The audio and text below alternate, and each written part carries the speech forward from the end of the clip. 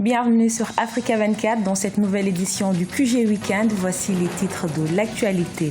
En Côte d'Ivoire, la date des élections législatives est désormais connue. Fixée au 18 décembre 2016, ce scrutin verra la participation de l'opposition. 6,2%, c'est le taux de croissance que prévoit le Fonds monétaire international en 2017 pour le Rwanda, une performance qui sera rendue possible grâce au lancement par le gouvernement du programme Made in Rwanda. Et puis les réfugiés nigérians au Tchad tentent de surmonter leur traumatisme. 2 ans après les attaques de Boko Haram de leur localité, ils hésitent encore à rentrer chez eux. Mais tout d'abord, au Bénin, l'homme d'affaires Sébastien Ajavon est relaxé. Ce vendredi, le patron du patronat béninois était devant les juges avec 3 coprévenus. Tous ont été totalement relaxés. L'ancien candidat, arrivé 3e à la présidentielle de mars 2016, avait passé 8 jours en garde à vue après la saisie le 28 octobre de 18 kilos de cocaïne dans un de ses conteneurs destinés à sa société.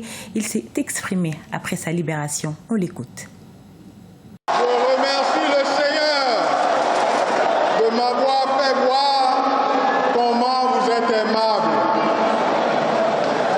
Je ne savais pas que vous seriez si aimable. Merci pour vous. Merci pour le Seigneur. Je dois vous demander de vous calmer. Sinon, nous n'avons qu'un seul pays et nous n'allons pas embraser le nôtre. Nous n'en avons pas 2. Faisons tout pour que la paix revienne dans le pays. Je vous remercie. Après le référendum, place aux législatives en Côte d'Ivoire le 18 décembre 2016. C'est la date prévue pour les élections législatives. Annonce faite ce jeudi par le porte-parole du gouvernement Bruno Koné. Et contrairement au référendum du 30 octobre, l'opposition devrait être présente pour ces élections. Zara Mohamed Mouchou. L'opposition ivoirienne s'inquiétait de l'absence de calendrier électoral concernant les élections législatives. L'officialisation qui s'est donc fait attendre n'est intervenue que ce 3 novembre, après une annonce faite par le porte-parole du gouvernement. En application de la législation électorale ivoirienne et sur proposition de la commission électorale indépendante, les collèges électoraux de Côte d'Ivoire sont convoqués le dimanche 18 décembre 2016 en vue de l'élection des députés à l'Assemblée nationale. Le Front populaire ivoirien, le principal parti de l'opposition qui avait boycotté le scrutin il y a 5 ans, a annoncé qu'il participerait cette fois à l'élection. Avec le boycott de 2011, 90% des 250 députés sont aujourd'hui de la mouvance présidentielle. Le scrutin du 18 décembre va mettre face à face le FPI et la coalition au pouvoir, où l'élaboration des têtes de liste pourrait, selon les observateurs, susciter des remous. Le Parti démocratique de Côte d'Ivoire et le Rassemblement des Républicains pourraient en effet envisager des candidatures communes sous la bannière du Rassemblement des Oufouettistes pour la démocratie et la paix. L'enjeu des législatives qui arrivent est très énorme et il est important que toute la classe politique et aussi la population prennent conscience de cela. Pour le parti au pouvoir, pour le groupement, la coalition au pouvoir, le RHDP, il s'agit de confirmer leur majorité, d'obtenir la majorité des sièges, de sorte que rien ne change et qu'ils puissent gouverner tranquillement et puissent déployer la Constitution de façon totale. Pour l'opposition, incarnée pour l'instant par le FPICE et Finguessan, il s'agit d'obtenir la majorité ou à défaut un groupe parlementaire assez considérable, assez important, qui ne soit pas seulement 10 députés, qui puisse être 20, 30, 40, 50.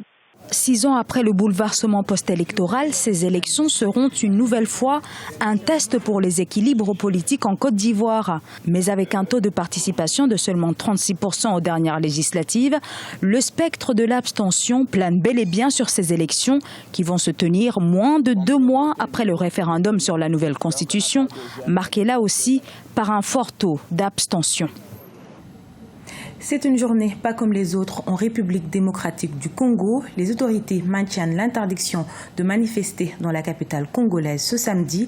Parallèlement, la plateforme de l'opposition a décidé de braver cette interdiction. Elle appelle à un rassemblement dans les rues de Kinshasa ou Mukalsumba. En République démocratique du Congo, la situation sociopolitique reste fébrile. La tension est perceptible dans certaines villes du pays. À Kinshasa, les résidents s'attendent à une nouvelle surchauffe sur le champ politique, car ce samedi 5 novembre 2016, la plateforme de l'opposition a décidé d'investir les rues de la capitale congolaise en dépit de l'interdiction. Bien qu'il y ait eu des morts d'hommes, tout ça, ça arrive dans les prérogatives des autorités en place. S'il s'agit de meetings, qu'il s'agit du gouvernement de la ville, ensemble avec les inspecteurs de la police provinciale, ils doivent prendre toutes les précautions pour gérer la population. Pas question d'interdire qu'il ne peut pas y avoir les meetings. Puisque nous sommes dans un État démocratique, dans un pays émergent, nous devons que toute personne doit s'exprimer par rapport à son opinion. C'est ça la liberté de l'opinion. Je vois que le gouverneur a raison, puisqu'on avait connu des drames là, le 19 et le 20. Il y avait beaucoup de morts. Ça peut revenir encore pour la deuxième fois. Ce n'est pas bien pour le pays. Moi, je ne suis pas d'accord à ce qu'on fasse ces marches-là. Selon un rapport des Nations Unies publié au mois d'octobre 2016, les manifestations ont été brutalement réprimées par les forces de sécurité, occasionnant des dizaines de victimes et de blessés. L'opposition congolaise tient à organiser cette manifestation pour dénoncer les répressions et le musellement dont elle fait l'objet. Nous disons qu'à jamais ces crimes ne resteront impunis. Raison pour laquelle l'UDPS a saisi le bureau de la procureure près des CPI pour obtenir justice et réparation. Regardez-moi bien. Regardez-moi bien. Je ne vous en dirai pas plus, mais sachez seulement que désormais, plus rien ne sera comme avant. La manifestation pacifique de l'opposition congolaise devrait se tenir à 11h sur le boulevard Triomphal à Kinshasa. L'arrêté de l'autorité urbaine interdit les manifestations publiques jusqu'en janvier 2017. Au Rwanda, le Fonds monétaire international prévoit pour l'année 2017 et 2018 des taux de croissance respectifs de 6,2% et 6,6%. Et pour atteindre cet objectif, les autorités comptent s'orienter vers les services et la formation d'ici à 2020. Umukalsumba. Les perspectives économiques du Rwanda s'annoncent positives pour les 2 prochaines années. Le Fonds monétaire international prévoit un taux de croissance de 6,2% en 2017, une tendance qui se poursuit jusqu'en 2018 avec un taux de 6,6%. La hausse de la production de café, le lancement du programme Made in Rwanda, suivi par une campagne du gouvernement, sont entre autres les facteurs explicatifs. Je crois que le taux de croissance économique du Rwanda de 6,2%, il me semble normal dans la mesure où le gouvernement du Rwanda vient d'adopter une résolution qui bannit l'importation des vêtements d'occasion d'Europe ou bien d'ailleurs, permettre l'implantation des industries textiles à grande échelle qui pourront non seulement agir sur la réduction des devises d'exportation, mais ça pourra aussi augmenter les devises d'importation dans la mesure où la position géographique du Rwanda lui offre les opportunités ou bien les avantages. Après le génocide de 1994, le pays des 1000 collines est devenu un modèle de développement en Afrique. En 2015, le Rwanda a atteint 5 837 milliards de francs rwandais de produits intérieurs bruts contre 5 395 en 2014. Cependant, l'aide étrangère représente 40% du budget du Rwanda, bien que les autorités ont réalisé des progrès considérables sur le plan économique. Pourcentage est de loin inférieur au pourcentage du budget qui est investi dans les projets de développement du pays. C'est-à-dire que pour le moment, le Rwanda parvient à couvrir les dépenses de fonctionnement courantes, mais à mobiliser une partie de ces recettes internes pour financer ces investissements, ce qui est rare pour la plupart des pays en voie de développement. Considéré comme l'économie la plus dynamique de l'Afrique centrale, le Rwanda a réduit en 5 ans de 52% à 45% le pourcentage de personnes vivant au-dessous du seuil de pauvreté. Le gouvernement a pour objectif de faire passer le pays d'une économie basée sur l'agriculture à faible revenu à une économie orientée vers les services et basée sur la connaissance d'ici 2020. Ils sont toujours nombreux, les réfugiés nigérians de Boko Haram au Tchad.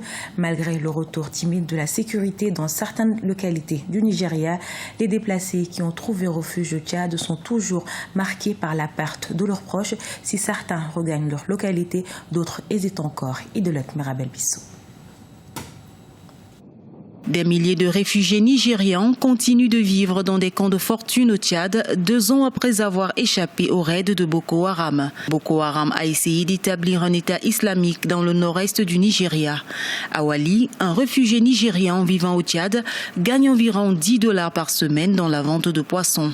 Cet argent lui permet d'aider sa famille et de compléter les rations alimentaires fournies par les agences d'aide. C'était vers 4 heures du matin ce jour-là et je me demandais pourquoi mon père n'était pas revenu de ses prières du matin. Je me rappelle avoir entendu des coups de feu. Boko Haram avait attaqué ma ville et tué mon père. Les années de conflit menées par Boko Haram pour établir un État islamique dans le nord-est du Nigeria ont déplacé plus de 2 millions de personnes et forcé des milliers de personnes à fuir vers le Cameroun voisin, le Niger et le Tchad. C'est très difficile quand j'étais à la recherche de ma mère. Je ne savais pas quoi faire, je me sentais impuissante. Nous sommes restés longtemps sans nouvelles d'elle avant de la revoir dans ce camp. Boko Haram, qui commençait à prendre le contrôle dans le nord-est du Nigeria, a été repoussé vers sa base dans la vaste forêt de Sambisa.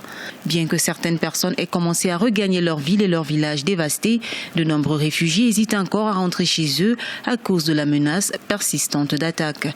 Le conflit a séparé environ 20 000 enfants de leurs parents.